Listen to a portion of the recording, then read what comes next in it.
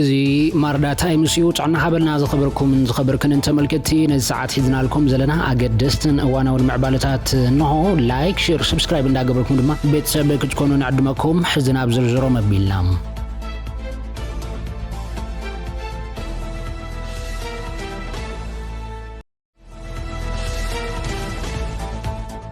ኤርትራ ነትብ ሚኒስትር ጉዳያት ወጻኢ ኢትዮጵያ ሰራዊታ ካብ መሬት ኢትዮጵያ ክትስሕብን ለዝብድሉ ትኽትከውን ዝቀረበ ጻውዒት በቃኖን ትሕዝቱን ዘስደመን ክትበለ ቆናጺባቶም እቲ ለሙሶኒ በሚኒስትር ጉዳያት ወጻኢ ኤርትራ ዝወፀ መላሽ ነትብ ኢትዮጵያ በዘቀረበ ጥሕሰት ሰብአዊ ግዛት ኢትዮጵያን ምድጋፍ ዕጡቃት ሓይልታት ዝኸስስ መግለጺ ንሓሶት ተቐነይሉ በመግላጽ ነጥጁ ዕላማ ዝተፈብረኸ በቃኖን ትሕዝቱን ዘስደመም ይልወሎም እቲ በመንገድ ሚኒስትር ጉዳያት ወጻኢ ኢትዮጵያ ጌዲዮን ጢሞቴዎስ ንመዘኖ ሚኒስትር ዑስማን ሳልሕ ብዛሓለፈ قدام اب تصحف مخانو زملخت دبداب ኤርትራ ሉላው ዶብ ኢትዮጵያ اب ከባብታት ሰሜናዊ ምብራቅ ጥሒሳት ቁጣጢራ ከም ዘላ ይዝገለጽ ብተወሰኺ መንግስት ኤርትራ ሉላውነቱን ዶባቱን ካብ ምግሃስ ቆጠብ ኢትዮጵያ በተደጋጋም ጸዊዓ ከም ዝነበረት ተቀሰ ኮይኑ ተጻዓርታት ግን ከም ዘይተዓወተ የመልክቱ ነይሮም ጥሕሰት ናይ ዝኸባብታት ካብ ማዓስ ተፈጸመ ምኻኑ ግን ብንጹር ኣብቲ ደብዳቤ ይተመልከተን ሰራዊት ኤርትራ በዋነ ኩናት ትግራይ ኣብ ጎድኒ ሰራዊት ኢትዮጵያ ኮይኑ ከም ዝተዋገ ዝፍለጥ ኮይኑ ድሓር ግን ካብ መሬት ኢትዮጵያ ተቕሊሉ ከም ዝወፀን ኣብቲ በመሰረቱ ዕላል ጀርስ ዝቆመ ኮሚሽን ዶብ ዝሓበ ውሳነ ከም ዘሎን ክገልጽን ህዮም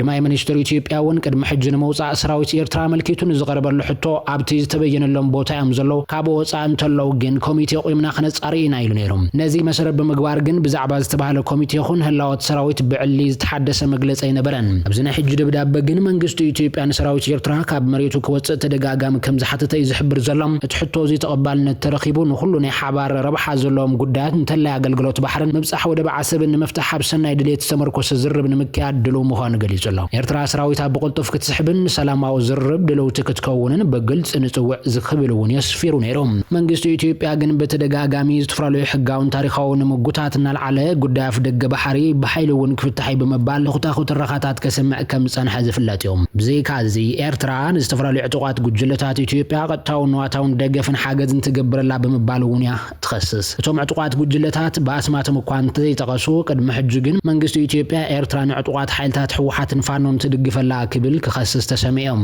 መንግስት ኤርትራ ብዝመግለጽ ድማ ኤርትራ ሕጂውን ኣብ ከም ዝበለ ናይ ሕሱር ሓሶታት ማዕዲ ነዳድን ምኽዓውን ንፋስን መንበድባድን ከም ዘይትዕደም ደጊማ ተረጋግጽ ክብል ድማ ይምላሽ ይብዘሎም ሚኒስትር ጉዳያት ወጻኢ ኢትዮጵያ ኣብቲ ጻሓፈ ደብዳቤ ኣብ ዝሓለፈ ሒደት መዓልታት ኣብ ዶብ ክልቴን ሃገራት ዝተዓዘብናዮ ምዕባለታት መንግስት ኤርትራ ዝያዳ ዕናዊ መንገድታት ከም ዝመረጸ ዘመልክቱ ኢሎም እዚ ወታደራት ኤርትራ በሰሜናዊ ምብራቅ ዶብ ኢትዮጵያ ናብ መሬት ኢትዮጵያ በመእታው ምስዕጡዋት ጉጅለታት ኣብ ሰሜናዊ ምዕራብ ዶብ ተሃገር ዘካይድዎ ዘለው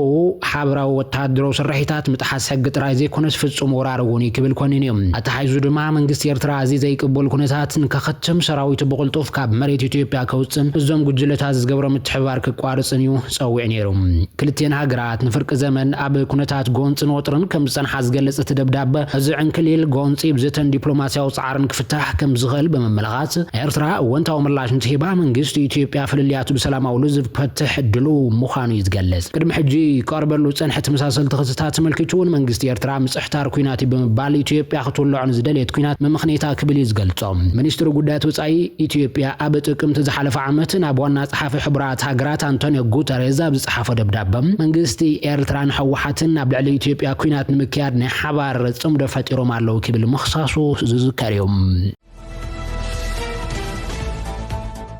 በኻላ ሓብሬታም ንታደሰ ካብ ስልጣን ዘይምብራረይ ኣዝዩ ዘጣዓሰን ክብሉ ኣይተጌታቸው ረዳ ተዛሪቦም ፕሬዝደንት ግዚያዊ ምሕዳር ትግራይ ዝነበረሉ ዋን ምኽትሎም ንዝነበሩ ጀነራል ታደሰ ወረደ ካብ ስልጣን ዘይምስጓጉን ብጣዕሚ ከም ዘጣዓሶም ኣይተጌታቸው ረዳ እዮም ገሊጾም ዘለው ኣመኻሪ ጉዳያት ምብራቅ ኣፍሪካ ቀዳማይ ሚኒስትር ኣብይ ዝኾኑ ኣይተጌታቸው ዝዝበሉ ፎርቹን ዝተባሂሉ ብዝፍለጥ ሰሙናዊ ናይ እንግሊዝኛ ጋዜጣ ብዝሕተምዎ ንውሕ ዝበለ ጽሑፍ እዮም ትማሊ ሰንበት ንንባብ ዝበቕዐ ናይ ኣይተጌታቸው ረዳ ጽሑፍ ንፕሬዝደንት ግዚያዊ ምሕዳር ትግራይ ሌተናል ጀነራል ታደሰ ወረደ ኣምር ረቢሉ ዝኸሰሰን ትኸውን ኣብ ልዕሊቶም ጀነራል ካብ ዝቐረቡ ክስታት ሓደ ኣብ መንጎ ግዚያዊ ምሕዳርን ሕወሓትን ኣፈላላይ እናተፈጠረ ክመጽእ እንተሎ እቶም ጀነራል ከም ሓላፊ ጸጥታ ናይ ትኽልል ንሰራዊት ሕወሓትን ግዚያዊ ምሕዳርን ኣቀራሪቦም ናይ ምትዕራቕ ግደ ኣብ ክንዲ ዝህልዎም ስልታዊ ብዝኾነ ሽርሒ ንሕወሓት ድጋፍ ናይ ምሃባሉታዊ ግደ ተጻዊቶም እዮም ክብሉ ከሲሶም እዮም ንውዕሊ ፕሪቶሪያ ስዒቦ ዝተጣየሸ ግዚያዊ ምሕዳር ጀነራል ታደሰ ምኽትል ፕሬዝደንትን ላዕለዋይ ሓላፊ ጸጥታን ኮይኖም ዝተመደብሉ ምኽንያት እቲ ኣብ ኩናት ዝነበረ ክልል ካብ ጽልዋ ወታደራዊ መሪሕነት ናብ ሲቪላዊ መሪሕነት ንኽፀጋግር ኣብ ምግባር ወሳኒ ተራ ንኽፃወቱ ተሓሲቡ እዩ ዝበልዋ እቲ ጌታቸው እቶም ጀነራል ግን እዚ ምግባር ገዲፎም ናይ እዚ ተቃራኒ ኣብ ዝኾነ ናይ ምትዕንቃፍ ተግባር ብምውፋሮም እቲ ግዜያዊ ምሕዳር ብሽርሒ ንኽፈርስ ዓብዪ ግደ ተፃዊቶም እዮም ክብሉ ከሲሶም ጀነራል ታደሰ በዚ ስልቲ እዚ መኻዶም ንትግራይ ዓብዪ ዋጋ ከፊልዋ እዩ ኢሎም ከም ዝኣምኑ ዝገለፅዋ እቲ ጌታቸው እቲ ክልል ካብ ፌደራል መንግስቲ ንኽንፀል ብመዳይ ቁጠባ ክህሰን ናይ ምድርዳር ዓቕሙ ንኽደክምን ምኽንያት ኮይኑ እዩ ክብሉ ኣብ ፅሑፎም ዘርዚሮም ኣሎም ፀገማት ክፍጠሩ እንተለዉ ሌተናል ጀነራል ታደሰ ስልኮም ይዓፁ ነይሮም ኢሎም ኣብ ፅሑፎም ዝኸሰሱ ኣይተ ጌታቸው ከምኡ ዝገብረሉ ምኽንያት እቲ ንሰራዊታት ተሓቢሩ ዝቃለሶም ዝነበረ ጉጅለ ተዘዋሪ ድጋፍ ንምሃብ ከም ዝመስሎምን በዚ ድማ ሌተናል ጀነራል ታደሰ ብልዕሊኦም ክሕደ ዝፈፅሙሉ መሲሉ ከም ዝስሙዕ ብጣዕሳ መልክዕ ገዲፆም እዮም ልምኾይነ ክሓስቦ እንተለኹ ታደሰ ብልዕለይ እዚ ኩሉ ሽርሒ ይፍፅም እንተሎ ንምንታይ እየ ዘይባረርክዎ ኢለይ ናሳሕ ዝበሉ ኣይተ ጌታቸው እዚ ዘይምግባሮም ዓብዪ ፖለቲካዊ ስሕተት ምዃኖም ምግላፆም እዩ ጽሑፎም ዛዚሞም ዘለዎም በመንግስት ኢትዮጵያ ዝሰወር ዘሎ ካልእ ደማው ዞር ኩናት ደው ይበል ክብል ሕወሓት ተሓሳሲቦም ህዝቢ ትግራይን ሕወሓትን ንሰላም ካብ ዘለዎም ዘይነቕነቕ መትከል ዋጋ እናኸፈሉ እዮም ዝበለ ውድብ ሕወሓት ኩሎም መፈላለያት ብዝርብን ሰላማዊ መንገድን ክፍትሑን ክሰርሑን ክምሕፀኑን ፀኒሖምን ኣለውን ክብል ድማ ዘኻኺሩ ዘሎም ድማ ዓመታት ኣብ ልዕሊ ህዝቢ ትግራይ ጀኖሳይድ እንትእወጅ ናይ ሓይሊ ስጉምቲ መፍትሒ ክኾን ከም ዘይኽእልን ኩሎም መፈላለያት ብሰላማዊ ፖለቲካዊ ዝተኽፍትሑ ከም ዘለዎም ብምእማን ዘይተሓለለ ፃዕሪ ክገብሩ ፀኒሖም እዮም ዝበለት ውድብ ድሕሪ ስምምዕነት ፕሪቶሪያ እውን እንትኾነ ክባር ዋጋ እናኸፈሉ ንሰላም ዝርብን ቀዳምነት ብምሃብ ስምምዕነት ፕሪቶሪያ ክፍፅም ፓነል ሕብረት ኣፍሪቃ ክፅዋዕ እንህሉ ኩነታት ከይድን እቲ ስምምዕ ክግምገም ብተደጋጋሚ ፃውዒት ኣቕሪቦም እዮም ኢሎም ብኣንጻሩ ድማ እቲ ብዝወደቦም ዘዋፈሮም ዕጡቋት 400ዊት ሕገ መንግስታዊ ልኡላዊ መሬት ትግራይ ወሪሩ ብምሓዝ ህዝብና ኣብ ማእኸላት መዕቆቢ ክሓልቕ ዝገብር ዘሎ መንግስቲ ኢትዮጵያ ንዝኣተወ ስምምዕ ብምጥሓስ ኣብ ልዕሊ ትግራይ ዝጀመሮ ጀኖሳይድ ዘቐፅሉ ተግባራት ክፍፅም ፀኒሑ ብምባል ከሲሶም መቐፀልታ እዚ ተግባር ይብል ሕወሓት ካብቲ ዝሓለፈ ሰሙን ጀሚሩ ብልዕሊ ሰራዊትን ሰላማዊ ህዝብን ተኽሲ ብምኽፋት ብሰማይን መሬትን ብዝፈጸመ ደብዳቤ ህይወት ወገናት ሲና ክብል ድማ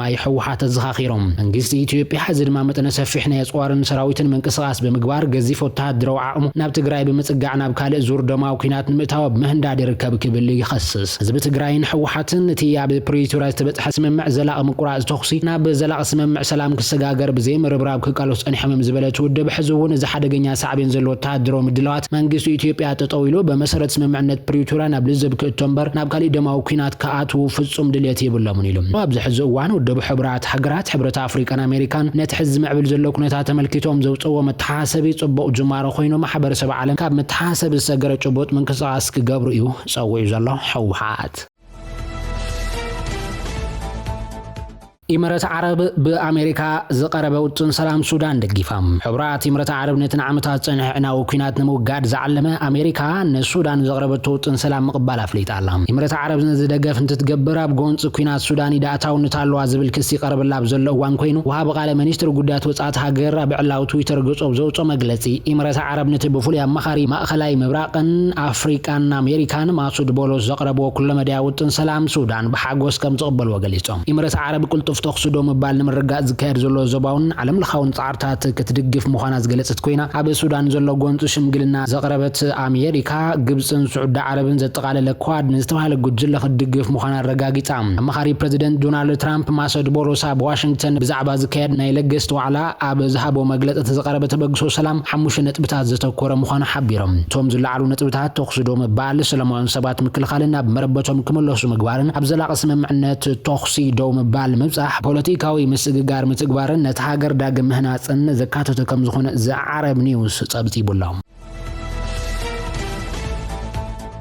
እዚ ማርዳ ታይምስ እዩ ባይቶ ማሕበር ኩዕሶ እግሪ ሃገራት ማእከላይ ምብራቅን ኣፍሪቃ ሴካፋ ንኤርትራዊ ኣይተ ጳውሎስ ወልደ ሃይማኖት ፕሬዚደንት ናይቲ ማሕበር ኮይኑ ክሰርሕ መዚዙ እቲ ብ7 ልካቲት ኣብ ጅቡቲ ዝተኻየደ ምረጻ 11 ኣባል ሃገራት ካፍ ፊፋን ካልኦት መሸርክቲ ኣካላትን ዝተሳተፍዎ ምንባሩ መርበብ ሓበሬታ ካፍ ይገሊጹ ዘሎም ኣብቲ ምረጻ ፕሬዚደንት ፌደሬሽን ማሕበራት ኩዕሶ እግሪ ኡጋንዳ ሙሴ ሐሲም ማጎጎ ከምኡ'ውን ፕሬዚደንት ፌደሬሽን ኩዕሶ እግሪ ብሩንዲ ኣሌክሳንደር ሙዌንጌ ካብ ሕጹይነት ኣቀዲሞም ዝሰሓቡ ኮይኖም ፕሬዚደንት ፌደሬሽን ኩዕሶ እግሪ ኤርትራ ጳውሎስ ድማ ኣብቲ ጉዳይ ብዘይ ዝኾነ ተቃውሞ ክምረጥ ክኢሎም ፕሬዚደንት ፌደሬሽን ማሕበር ኩዕሶ እግሪ ኡጋንዳ ፕሬዚደንት ኩዕሶ እግሪ ብሩንዲ ኣቀዲሞም ሕጽነት ፕሬዚደንት ስሒቦም እውን ነይሮም እዮም ፕሬዚደንት ፈጻሚ ዳይሬክተር ሴካፋ ጂን ሲኔዲ ጳውሎስ ወልደ ሃይማኖት ሓዱሽ ፕሬዚደንት ሴካፋ ምዃኑ እገልጽ ኣለኹ ድማ ኢሉ እዚ ባይቶ ኣባይ እምነት ብምሕዳሩ ኣመስግን ብቕንዕናን ብዛ ሓላፍነታውያን ክንከውን ዝያዳ መልእኽቲ ክንረክብን ምዃንና ቃልና ኣቱ ክብል ድማ ጳውሎስ ቃል ስሚዑ ዘሎም ሓምሻይ ምክትል ኮንፌደሬሽን ኩዕሶ እግሪ ኣፍሪቃ